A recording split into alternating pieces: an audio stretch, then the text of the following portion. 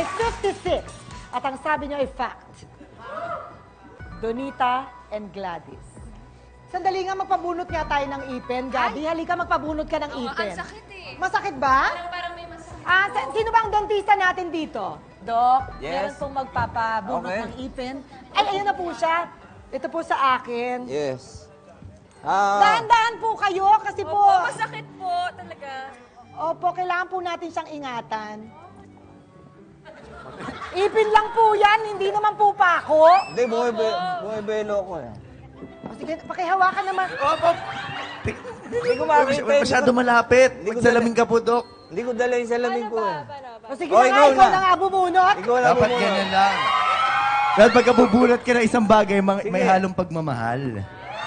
Dahan-dahan, Dok. Pwede kang lumod ng ganyan.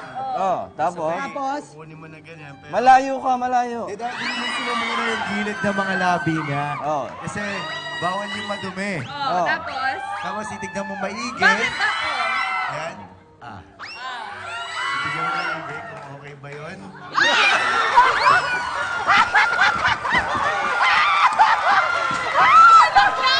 Donita nga! Sumot eh. Besyo!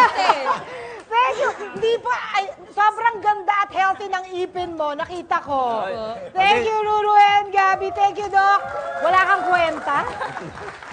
Ganun pa man, napakagaling mong dentista at naniwala sa'yo si Donita and Gladys.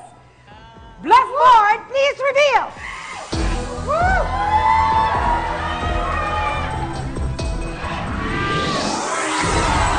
Oh, sorry! Ang binunot na ipin sa kanya ay umabot ng 232! So, tama naman, Team Miley Virus.